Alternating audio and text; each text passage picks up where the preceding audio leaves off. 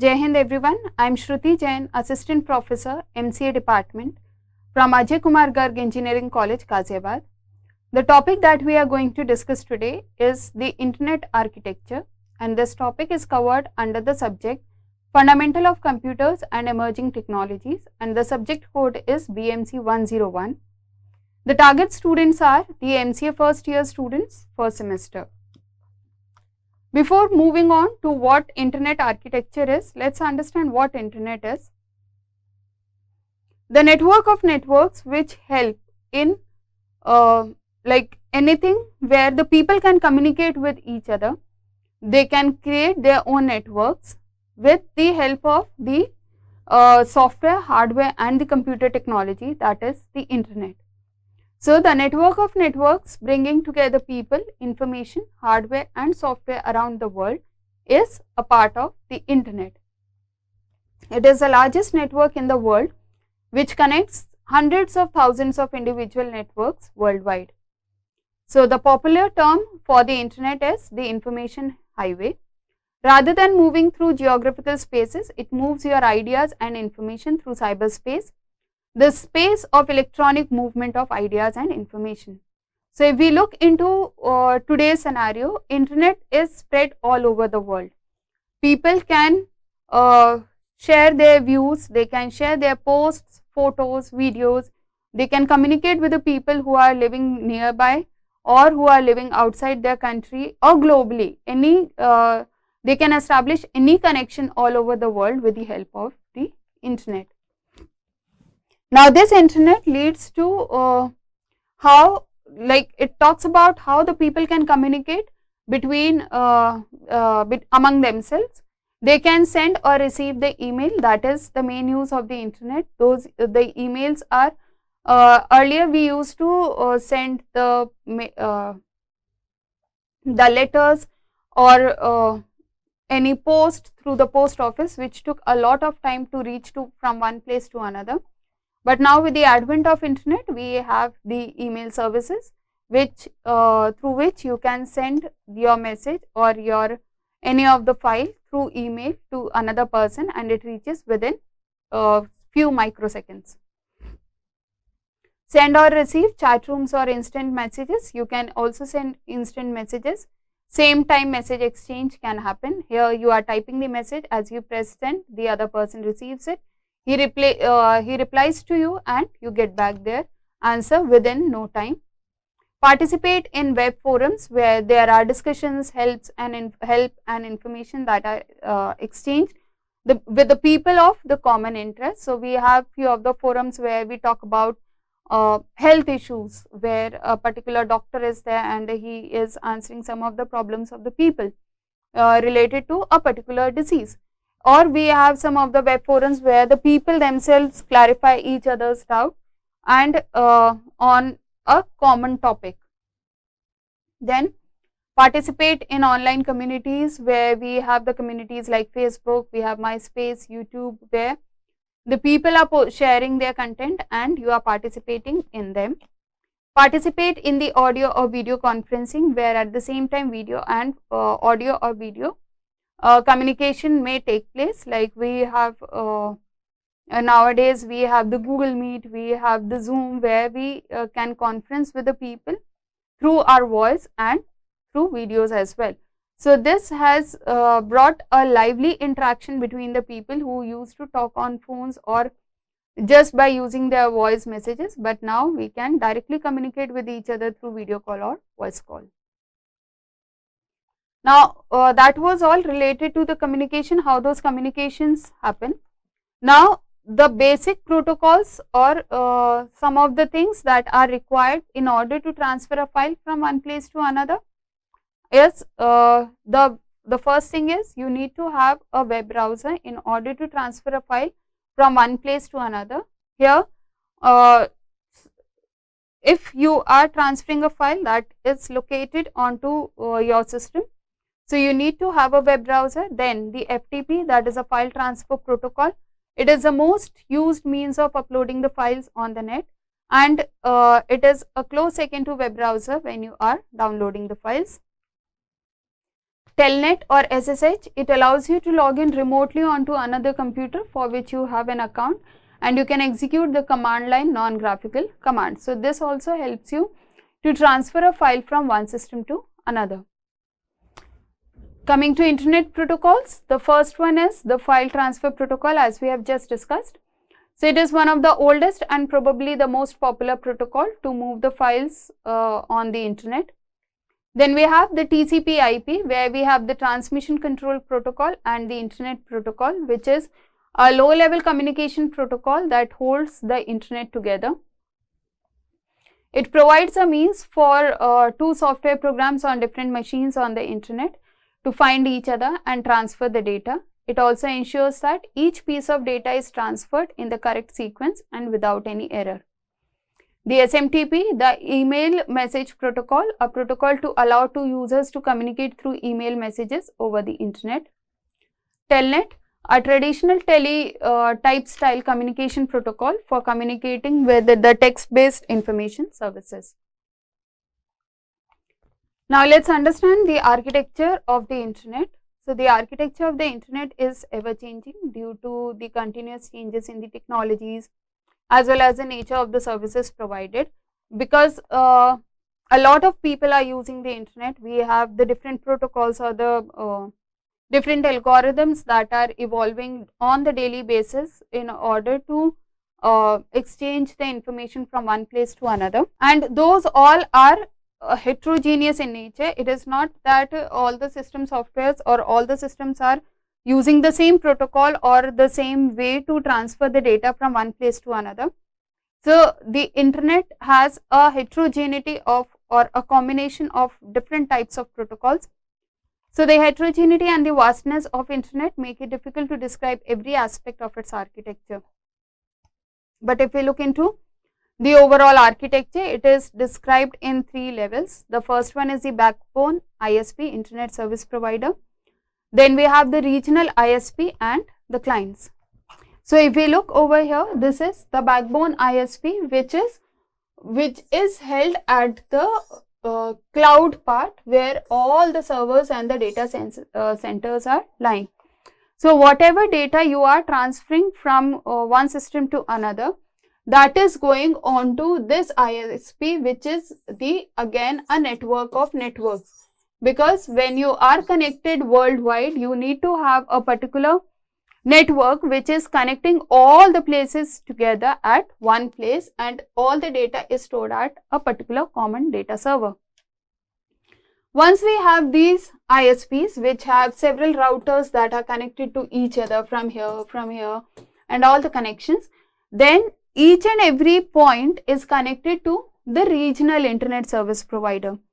Now these regional service ISPs, they have their own range, which is again a network of networks where different routers are connected with each other, and those routers again provide the internet services to your multiple LANs or another that could be local area network, or it could be the metropolitan area network. This is how the regional ISPs work. Similarly,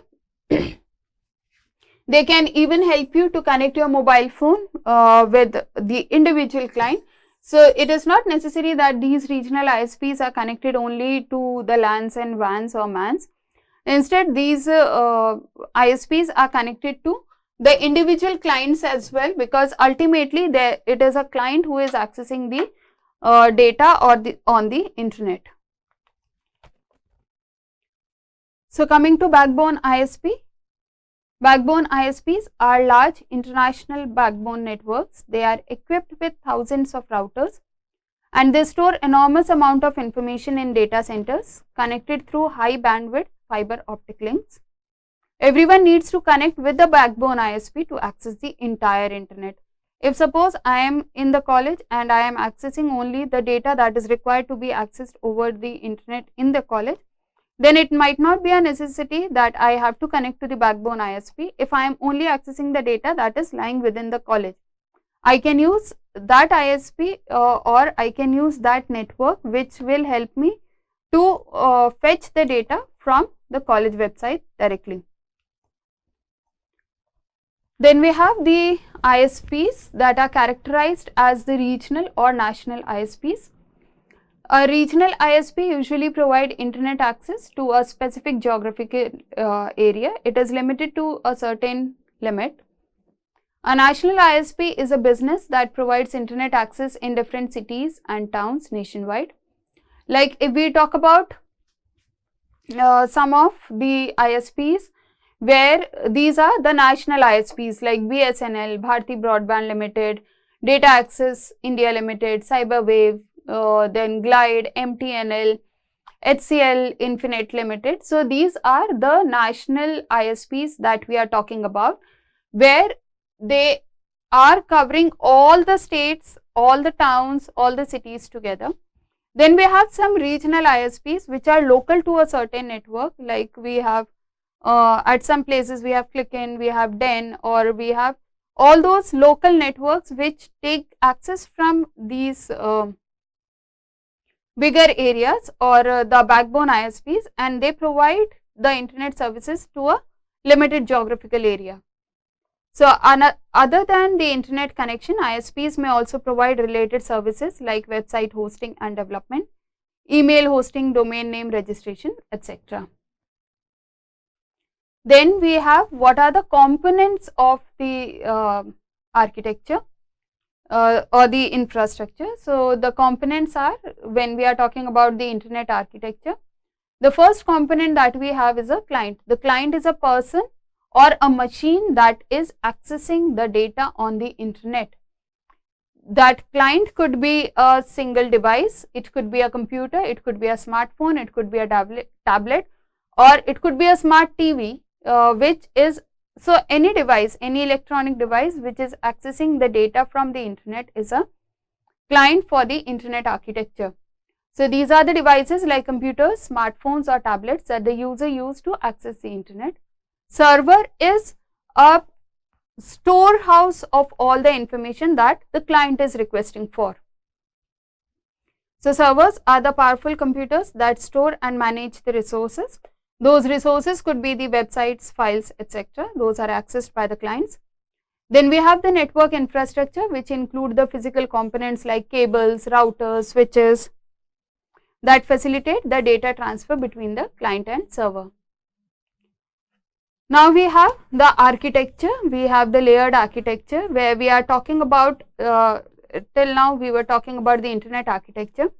So that internet architecture is defined into two parts. We have the OSI model and we have the TCP/IP model.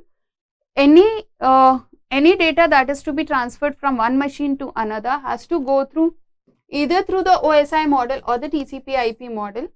The working of these two are same, but there is a difference in the layers. Like if we talk about the application layer, presentation layer and the session layer, in the OSI model is combined together in the application layer in the TCP/IP model. Now transport layer is same, the network layer is same, but again these two, data link layer and physical layers, combined together into the network access layer onto the TCP/IP model. So whatever model we are using in order to transmit the data from one place to another, the data has to pass through different layers to check the authenticity and to keep to make the message secured while transmitting from one place to another. So these network communication models are organized into layers, each responsible for specific tasks, which allows for better understanding and troubleshooting of the network issues. Now the functioning of layers, data get encapsulated at one layer and passed to the next layer. Each layer adds its header to the data. The recipient device then reverses the process, peeling off the header at each layer until the data reaches to the application on receiving device. So we come to what are the basic services that are provided by the internet. The first service is related to the retrieval of the information. So the different tools that help you to retrieve the information from the server or maybe from another device. The first one is the FTP, which is one of the first tool on the internet that allows the user to move files, such as those files may include text, graphics, sounds, etc. from one computer to another over the TCP based network like the internet.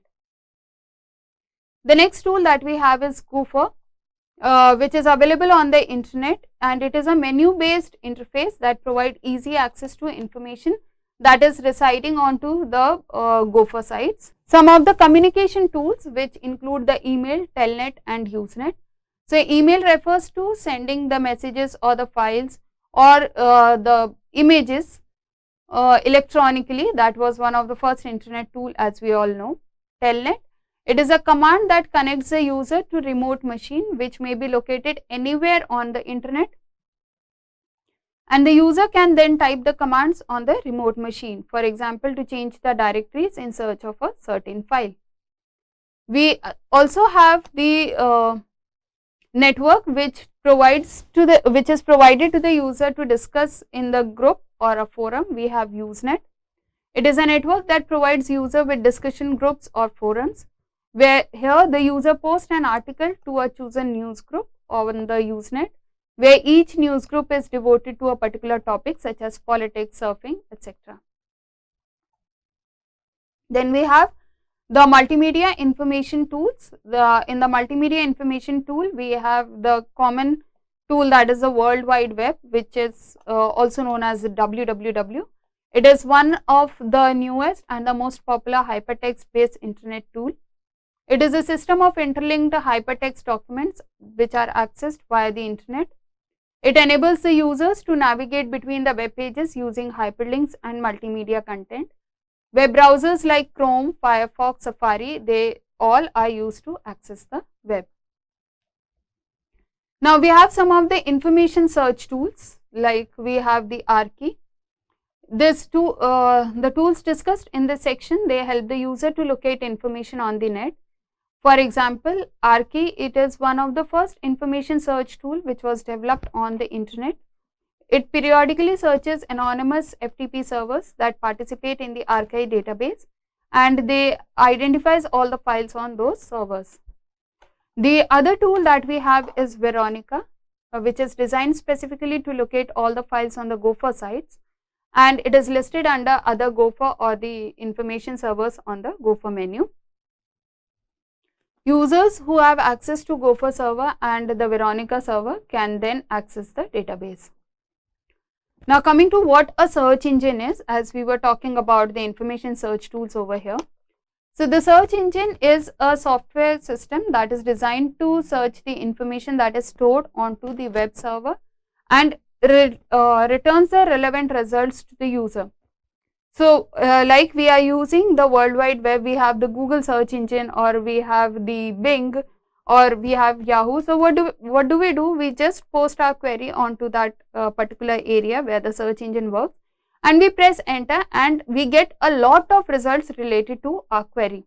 The first one is indexing, where the search engine utilizes the automated programs, those are known as web crawlers or spiders, which explore the whole of the internet when you pose any query to the internet. So, these crawlers, they visit the web pages, they follow the link and collect the data which is then indexed. Indexing involves creating a database that catalogs the information from web pages, and this process includes the keywords, meta description, titles and other content details. Once that indexing is done, then comes the retrieval. When a user enters a query into the search engine, the system retrieves the relevant information from its index. Now, that index includes again the keywords or the description or the titles that the user has given. So, this is done by matching the query against the indexed information using complex algorithms, which consider the various factors like how relevant the information is, whether the person has the authority to share the data or not, what is the quality of the content, etc. Then comes the ranking. The search engines, they use the algorithms to rank the search result. These algorithms weigh numerous factors to determine the order in which the results are displayed on the search engine result page. Factors such as keyword relevance, quality of content, user experience, and the authority of the website are considered in this process. Once everything is done, now the result is displayed. Typically listing them in order of relevance and ranking. Like if you are if I am searching for the national festivals of India, so whatever relevant information that is there for the festivals of India will be displayed to me in the priority order. So that could be on the basis of the indexing or the keywords that I said, or the how frequently a particular website is visited, whether that is related to my content knowledge or not. So all those things are taken care of. That is the ranking of that particular website. User, then last one is continuous updation. Search engines continuously update their indexes to ensure that the results they provide are current and relevant. They constantly crawl and index new content and re-evaluate the existing content to ensure the accuracy and the quality of the result, because the data is an ever-changing thing. Whatever things are existing right now, may be a possibility they become obsolete after some time. So that needs a continuous updation over the internet. Talking about the different web browsers. So a web browser is a program that allows the user to access, retrieve and view the information on the internet. It acts as a medium between user and vast array of resources available on the World Wide Web. Popular web browsers include the Google Chrome, which is known for its speed, simplicity and integration with Google services. Mozilla Firefox, which emphasizes the privacy, customization and the extensive library of extension. Apple Safari, it is developed by Apple and known for its integration with the Apple devices and good performance. Edge, Microsoft's successor to Internet Explorer, offering speed, security, integration with Windows. The functions. The first one is rendering the web pages to interpret the HTML, CSS and JavaScript to display the web content in the user-friendly format. Navigation. All these browsers provide an interface to the user so that they can navigate the internet by entering different URLs, clicking the links, etc. It also supports multimedia, all the images, video, audio files, the interactive elements that are embedded in the web pages. The web browsers also offer the security features so that the user's data is protected from the malicious websites, phishing attempts or malwares. They also provide you the option of bookmarks and history so that you need to, you do not have to always enter into a website or enter into a particular URL every time as a new user. You can save them and you can directly click on that particular bookmark or the history. You can go to the history and you can access those information directly from there. The components of web browser include the user interface, that is the visible part of the browser, which includes the buttons, the address bars and the menus for the navigation, for the easy navigation of the user. It has the rendering engines, the core component that interpret the HTML, CSS and JavaScript to display the web content. We have the browser engine, which handles the request for content and manages how the information is displayed. Networking, which manages the network communication, sending and receiving the data from the internet.